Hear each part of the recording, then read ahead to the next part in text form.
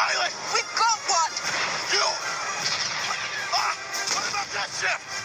That one's garbage!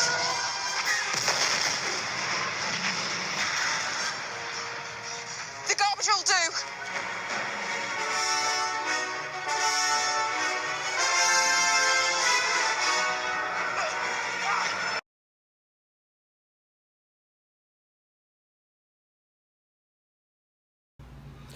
Hello, Ken Spriggs here with part 7 of my Bandai 1/144 scale Millennium Falcon.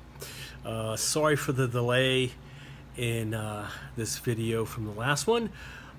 Several issues with the lighting. I was very ambitious. I'm still ambitious. I mean, it turned out well, but very ambitious with the lighting that I've done with the landing lights, the cockpit, the gunner stations, the rear lights. The landing lights alone have 12 separate SMDs that I've had to wire through. Plus I'm also mixing 3-volt LEDs with 9-volt LED strips, so a bit of a tricky mix with those as well. But I did get it all hashed out and working out there. So I also have some ideas for my display, which we'll be ready to start working on as well. So let me show you what I've accomplished and the great progress we've made.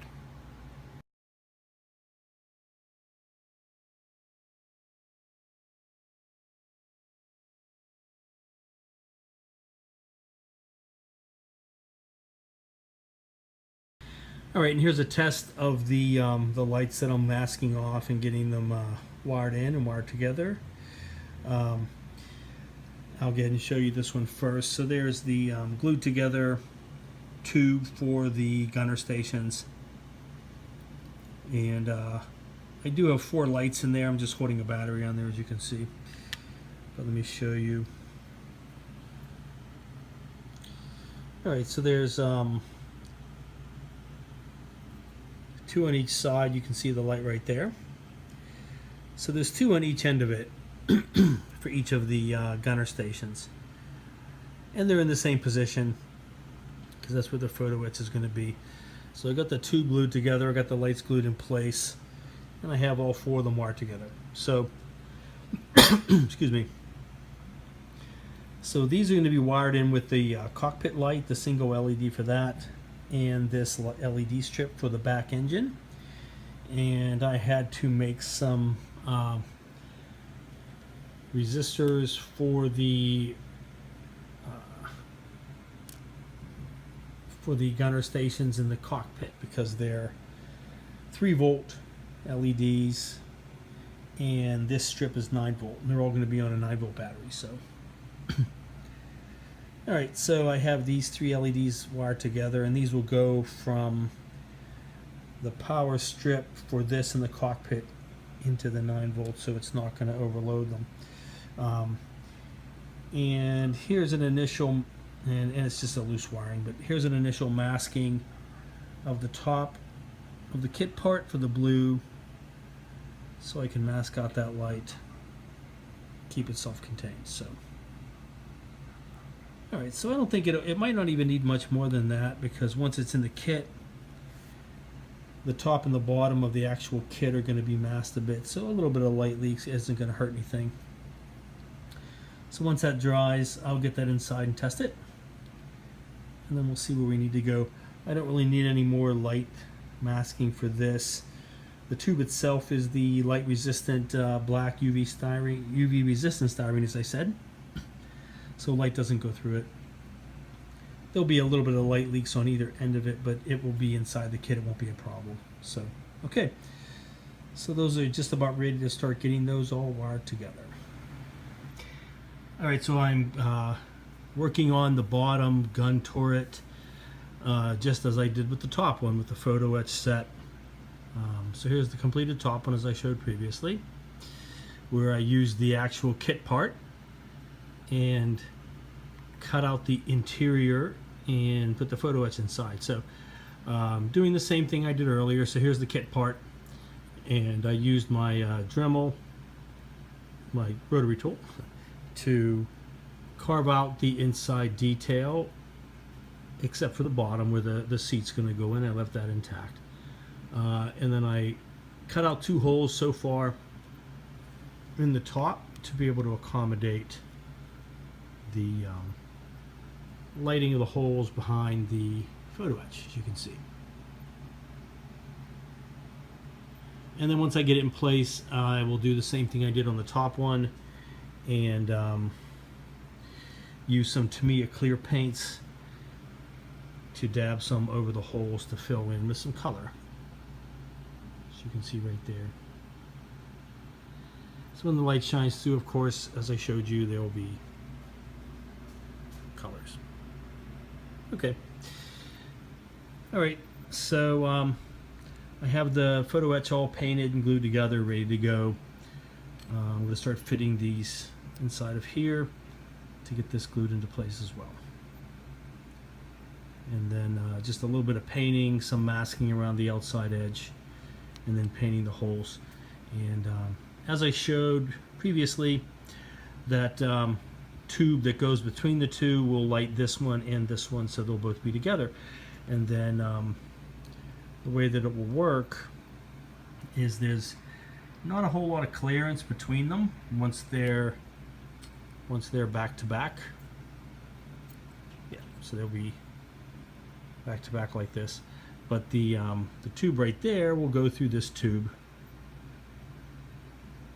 just like it does on the bottom one. So they'll be sort of like that.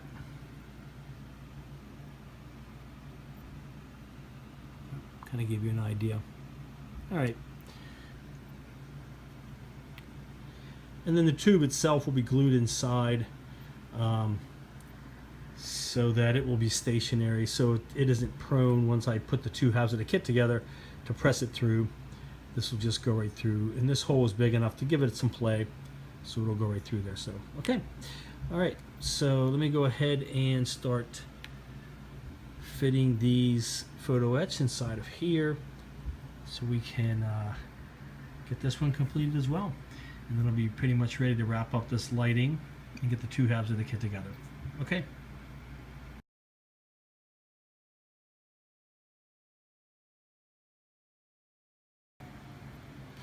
All right, so I got some more detailing done on the bottom gunner station.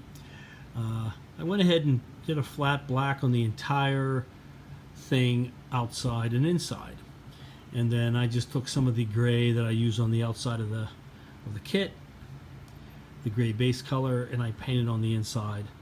So the parts that aren't covered by photo etch will not be black behind them. They'll just show some of that gray. All right, mainly the bottom, and then the once that dries, the photo etch will get glued inside, and then the chair will go in the bottom. All right, and that'll cover most of the bottom as well. So I also started painting the chair, and I completed it actually. Get a close up on that if I can. There we go. Okay. The bottom chair is not going to have a figure. As I said, I know that in the movie that Finn is in the bottom gunner station.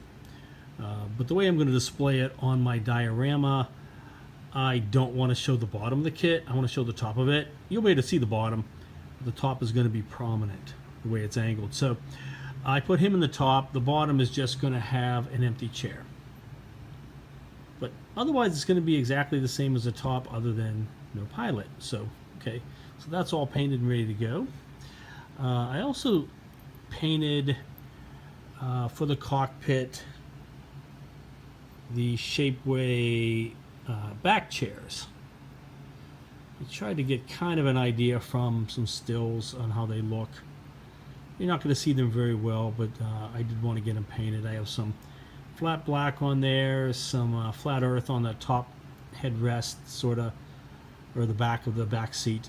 The top is gunmetal, so is the back. Got the focus, okay. And I just have a little bit of chrome silver on the side arms, and I have 2 of those. Alright, so those are going to finish off the cockpit. Once they dry, I'll have those in the back.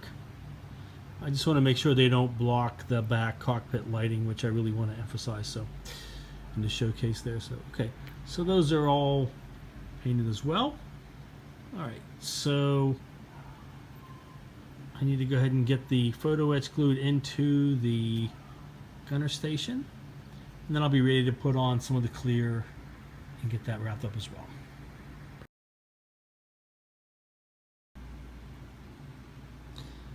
Alright, so I have the photo etch all glued in now. And as I did before, I used the clear Tamiya paints, red, green, blue, yellow, and orange, as you can see there. And just dabbed them in various places on the holes in the photo etch so it would fill the holes and coat it. And then just like I did on, hold on a second, just as the top one is, as you can see, one light shines through it. Try to get a good shot there. There we go. Okay. It gives the different colored lights and controls showing through. Okay, great. So let me let this dry.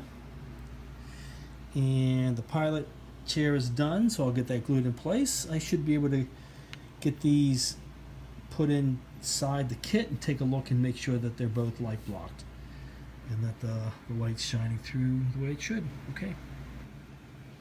Alright, so here's a test fitting, and that's working out really well. You can see the lights in there. On the lower gunner station, you can see right through to the back of the other gunner, which would be normal.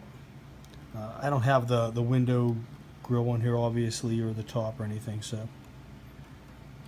And it's just jerry-rigged, but let me show you the other side of that.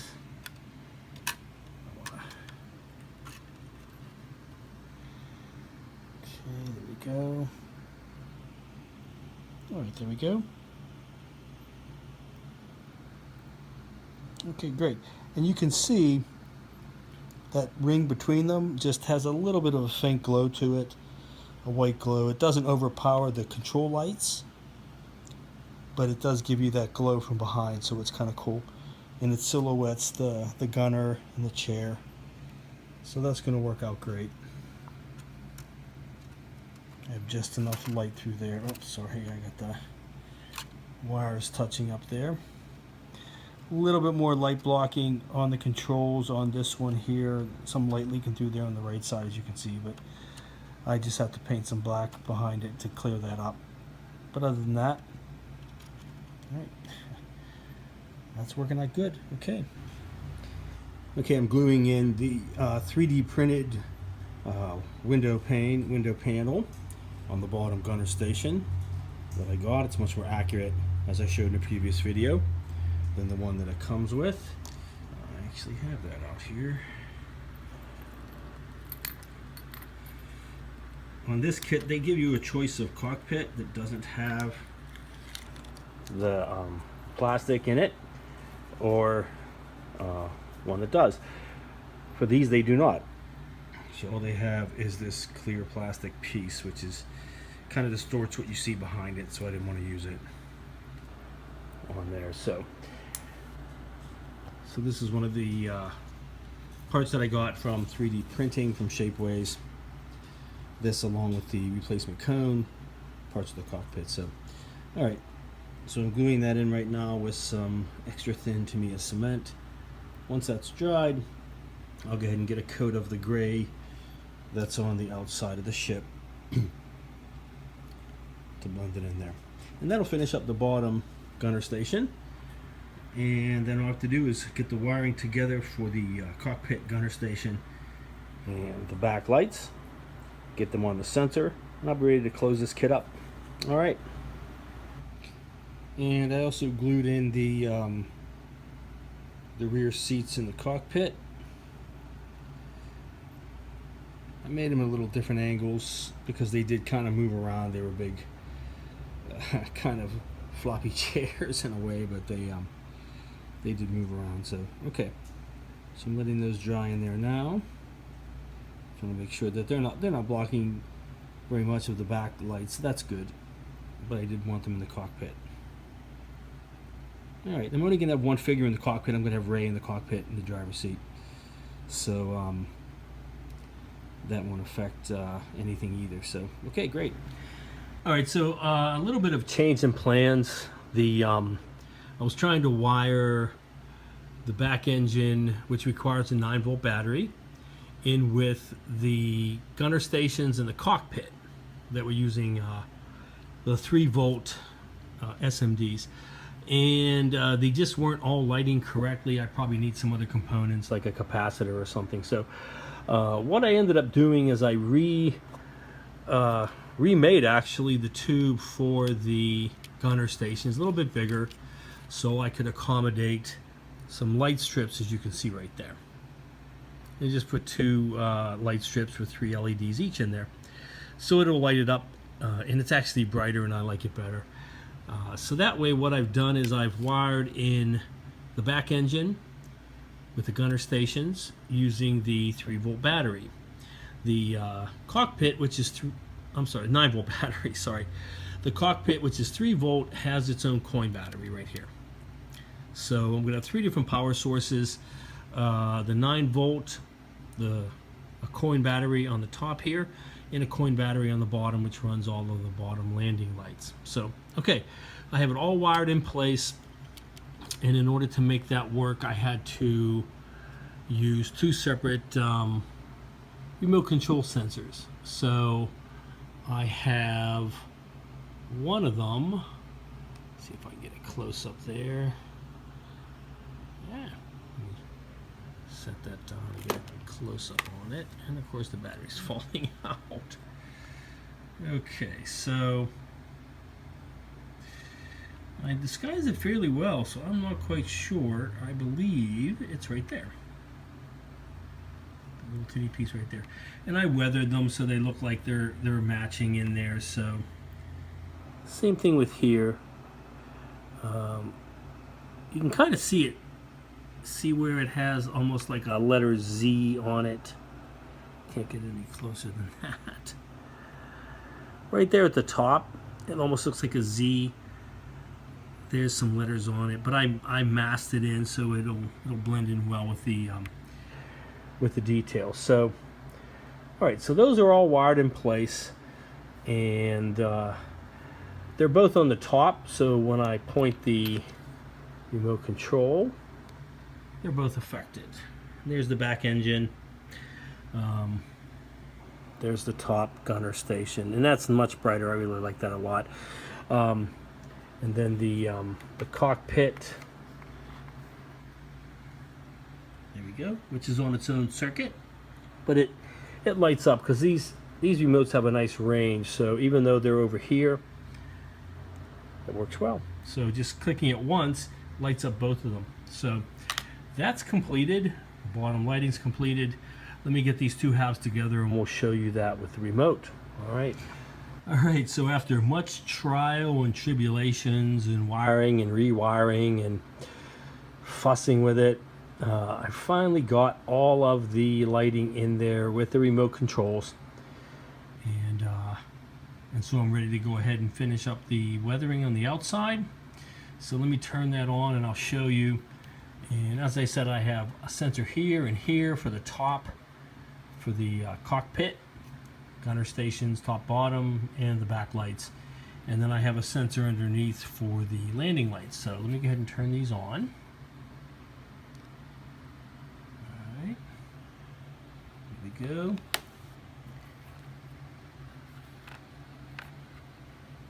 Okay, there's the cockpit. There's the gunner station. Get that in there. There we go. So that's much better with those strip lights. You can see a lot more detail and it's really bright. I like that a lot. The rear engines, of course, as I showed you. It's really good. Okay, so even though there's 2 sensors, they are they light up the same way when you when I click the control, because the sensor has a nice broad range. And then on the bottom, we also have the gunner station. As you can see, it's also lit up. No pilot in that one, but that lights up as well. And then the bottom sensor, which is right in here. This one works the bottom lights. So there we go. And the front mandible lights. So, all right. So I have that all wired in, and it was quite precarious to be sure, but I did get it completed. And there we go. So I'll mainly display it with the top lights, like the cockpit and the gunner stations and the back lights, but the landing lights I can turn on when I want to show that as well. There we go. All right, fantastic. So that's all completed, ready to go ahead and finish up the weathering. And then I want to show you some ideas I have for the diorama to get this this kit going here. All right, thank you. Okay, so as I discussed in a previous video, I'm going to start working on the diorama as well for this kit, and I'm going to have a desert scene of from Jakku, where Ray and Finn are escaping in the Millennium Falcon, the garbage, as they say in the beginning clip that I show in this video. The garbage will do.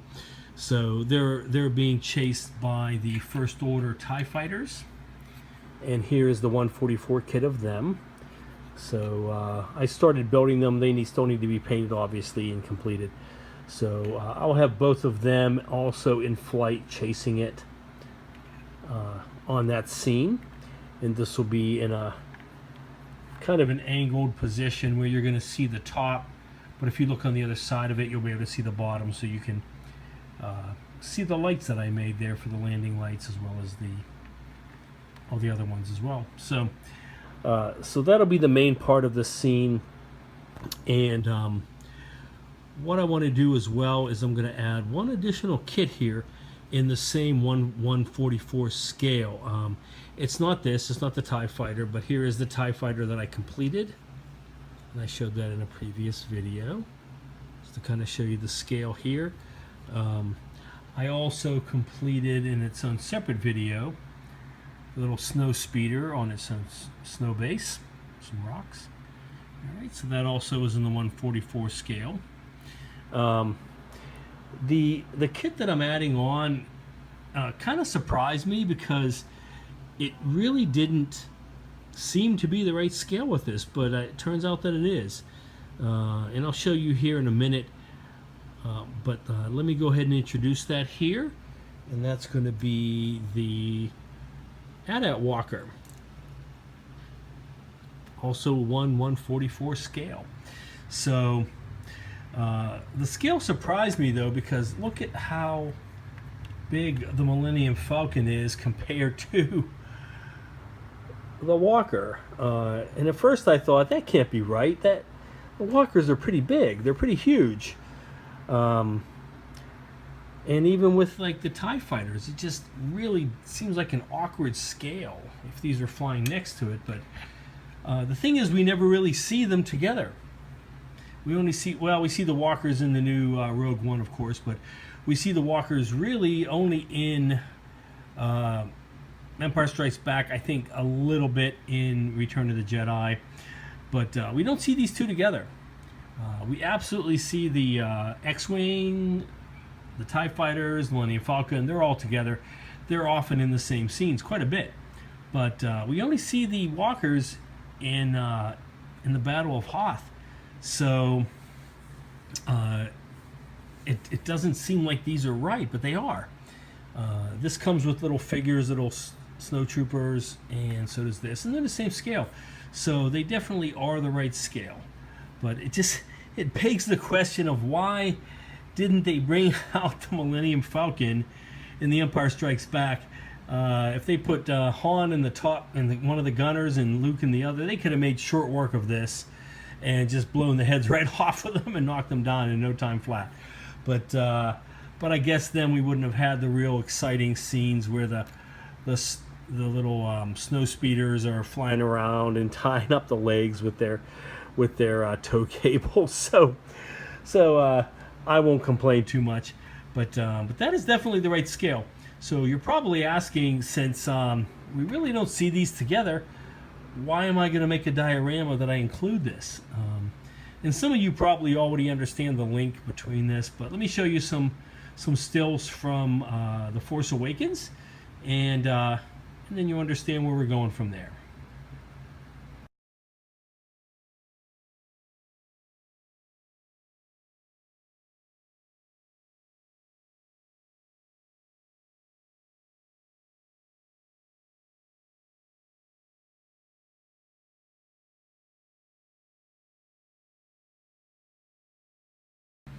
Alright, so as you saw from the screenshots, and I'd kind of forgotten about it myself actually until I went back and looked at it a bit, but in The Force Awakens, we do see at one early scene in the film that Rey actually lives inside a destroyed and rusted out AT-AT walker on Jakku.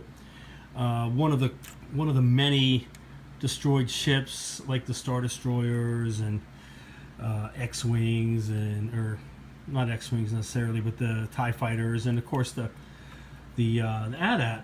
So we even see her in one scene sitting next to a half-buried foot, as I just showed you, with the implication that in this part, where a lot of these parts are rusted out, that up inside the actual destroyed walker, that she's made her home, and so have other people. It kind of looks like one of the other feet is toppled over, and somebody's living in that as well. So that's kind of a cool scene in the movie.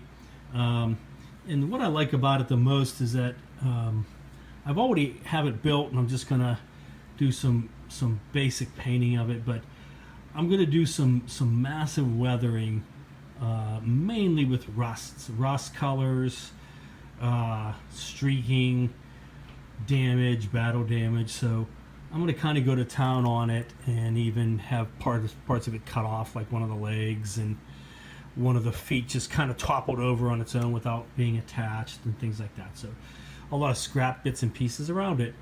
So so that'll be kind of cool. I already have it sort of in that position, as you can see, where it's toppled over and this leg is sticking out. And actually that's a little more straight, but some of the parts I'm going to have to adapt and adjust so that they'll work. Some of them are going to have to be buried somewhat down into the base of it as well, that it's buried in the sand. So, but that'll be kind of cool. And have that part of the diorama. So this is going to be kind of in the back of it. And I know we never really saw the Millennium Falcon flying past this, but I'm using a little artistic license and combining the two, so that we're going to see Ren. I keep saying that. I'm sorry. If I say it wrong, just please correct it in your mind. It's Finn and Rey. I know that. I keep calling her Ren. It's a combination of Finn and Rey. I guess she's sort of like Ren and Stimpy, but that's not who she is. So Rey is escaping from Jakku. I know she doesn't think it at the time because she doesn't want to leave, but she's leaving from her desolate lifestyle where she lives in junk and collects junk, and leaving in the hunk of junk, or the garbage, as she says in the scene. So so the foreground is going to be the Millennium Falcon being chased by the TIE Fighters as they're trying to escape. And in the background, I'm going to have the half-buried and fully rusted AT-AT walker where she used to live. So I think that's going to be pretty cool on the desert Jakku planet. So so this is all built. It's actually a pretty cool kit. It's got a whole lot of really cool detail in it, as we've come to expect, or I've come to expect from the Bandai kits. So it'll work perfectly for my diorama as well. So even though it won't be the snow diorama or Hoth, it'll work just as well because it really is featured in that movie. So I'm really excited to do that, and I think that's going to be pretty cool. It also keeps in line with my latest model building, where I've worked on the weathering of different materials that I've talked about, and I'll show you more here shortly as I use some oils to weather the Millennium Falcon. So so a lot of that's going to come into play.